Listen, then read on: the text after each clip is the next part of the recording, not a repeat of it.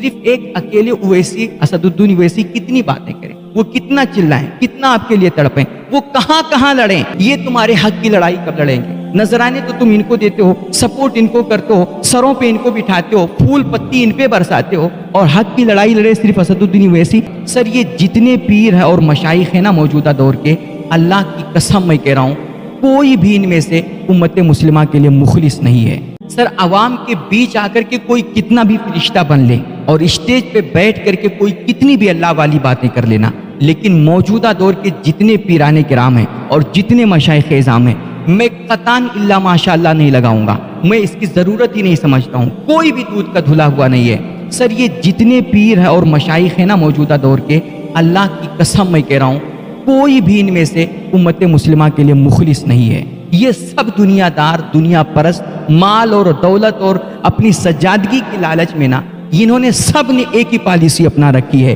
کہ لڑاؤ اور حکومت کرو۔ اگر یہ جھگڑے ختم ہو جائیں اور امت کے درمیان یہ اتحاد پیدا کرنے لگ جائیں نا تو ان کی کرسی خود خطرے میں پڑ جائے گی۔ سر وہ پہلے کی خانقاہیں تھیں جہاں سے انسانیت اور روحانیت کا درس ملتا تھا، جہاں اللہ کے بندوں کو اللہ کے بندوں سے ملایا جاتا تھا، جہاں سے پیار اور محبت عام کی جاتی تھی۔ مگر موجودہ دور کی جتنی بھی خانقاہیں ہیں، میں بالکل قطعاً پرواہ نہیں کرتا کہ آپ میرے تعلق سے کیا سوچیں گے اور کیا کہیں گے، میں بالکل اس کی پرواہ نہیں کر رہا ہوں۔ میں کھلے لفظوں میں یہ کہنا چاہ رہا ہوں موجودہ دور کی جتنی بھی خانقاہیں ہیں نا، تمام خانقاہوں سے آج امت مسلمہ کے بیچ صرف فتنے اور فسادات جنم لے رہے ہیں اور وہاں سے نفرتیں عام ہو رہی ہیں۔ اس کے علاوہ کوئی کہیں سے کوئی بھائی چارہ کی دعوت نہ کرے، یہ صرف ملنے ملانے کی بات اس وقت کرتے ہیں جب ان پر کوئی آنچ آتی ہے، تب یہ اپنے آپ کو بڑا صوفی ظاہر کریں گے اور کہیں گے ہمارا مسلک تو صرف ملنا اور ملانا ہے اور محبت عام کرنا ہے، ورنہ حقیقت میں امت مسلمہ کے لیے ان میں سے کوئی بھی مخلص نہیں ہے۔ یہ آپس ہی میں کٹے مرے جا رہے ہیں تو تمہیں کیا ملائیں گے؟ اور میری اس بات سے میں سمجھتا ہوں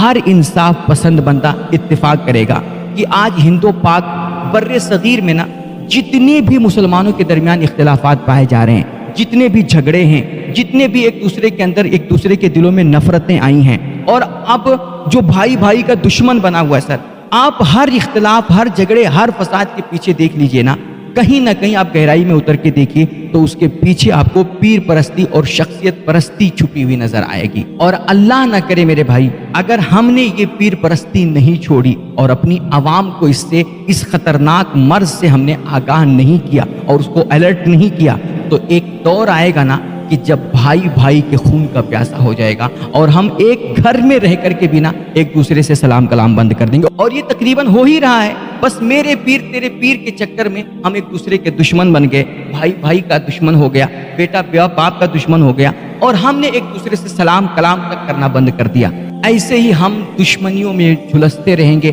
نفرتوں میں جلتے رہیں گے، اور گھٹ گھٹ کر کے ہم مر جائیں گے نا، اور ان پیروں کی دکان اپنی چلتی رہے گی، انہیں اس کی کوئی قطعاً پرواہ نہیں ہے۔ آج ہریانہ جل رہا ہے، میوات خون خون ہو گیا ہے، دشمن طاقتیں جو ہیں نا وہ ہمارے خلاف بالکل متحد ہو گئیں، ان کی ساری پارٹیاں ایک ہیں اور وہ اپنے لوگوں کو بچا رہے ہیں، اور ہمارے ہاں مسلمانوں کو یک طرفہ جیل میں بھرا جا رہا ہے اور ان پہ ظلم در ظلم ہو رہا ہے، اور انہی کو کاٹ کر کے انہی کو کاٹنے والا بتایا جا رہا ہے، انہی کو لوٹ کر کے لٹیرا ثابت کیا جا رہا ہے، یعنی کہ جو ظلم سہے وہی ظالم کہلائے۔ سر یہ معاملہ ہو گیا ہے، مگر آج ہم ہاتھ پہ ہاتھ رکھے صرف تماشا دیکھ رہے ہیں اور کوئی ان کے حق کی بات کرنے والا نہیں ہے۔ صرف ایک اکیلے اویسی اسدالدین اویسی کتنی باتیں کریں، وہ کتنا چلائیں، کتنا آپ کے لیے تڑپیں، وہ کہاں کہاں لڑیں، یہ تمہارے جو موٹے موٹے نذرانے لینے والے ہیں، جو تمہیں آپس میں لڑانے والے ہیں اور جو اسٹیجوں پہ آ کر کے بڑی اللہ والی باتیں کرتے ہیں، یہ کہاں مر گئے اور یہ کب بولیں گے؟ یہ ان پیروں کی بنائی ہوئی تحریکیں کہاں گئیں، ان کی تنظیمیں کہاں گئیں، ان کی ساری جو طرح طرح کی جماعتیں چلتی ہیں، کیا وہ صرف ان کا پرچار کرنے کے لیے بنی ہیں؟ انہوں نے اپنی اپنی تحریکیں بنائی ہیں نا، بہت ساری ہمارے ہاں تحریکیں، بہت ساری تنظیمیں ہیں، لیکن آج جو میوات اور ہریانہ کے مسلمانوں پہ ظلم ہو رہا ہے، کیا ان میں سے کوئی تحریک جائے کہ ان کے حق میں بولنے، ان کے حقوق کی آواز کوئی بلند کر رہا ہے؟ کوئی جماعت بلند کر رہی ہے؟ یہ صرف سمجھتے ہیں نا کہ ہماری جو جماعت ہے، ہماری جو تحریک ہے، یہ صرف ہمارے پروگرام کی تشہیر کرے، ہمارا پرچار کرے. ہماری مریدہ نے یہ کیا, ہمارے مرید نے کیا, ہم نے وہ پروگرام کیا, ہم نے وہ پروگرام کیا, اور ہمارے پیر صاحب نے یہ کتاب لکھی, وہ لکھی. بس صرف اس کے لیے تمہاری تحریکیں بنی ہیں. مسلمانوں کے حق کی لڑائی کون لڑے گا؟ مسلمانوں کو جیلوں سے کون نکلوائے گا؟ ان کے اوپر جو مقدمات لگے ہوئے ہیں, جو دفعات لگے ہوئے ہیں, کہ آج جو مسلمان مارے جا رہے ہیں, جن کا خون بہایا جا رہا ہے, جن کے گھروں کو جلایا جا رہا ہے, اور جن مسلم نوجوان لڑکوں کو اٹھا کر کے ان کی ایک طرفہ گرفتاریاں ہو رہی ہیں, انہیں جیل میں ٹھونسا جا رہا ہے, کیا ان سے تمہارا کوئی تعلق نہیں ہے؟ کیا مسلمانوں کے تعلق سے تمہیں کوئی ہمدردی نہیں ہے؟ کیا صرف عرسوں کے وقت تمہیں مسلمان نظر آتے ہیں,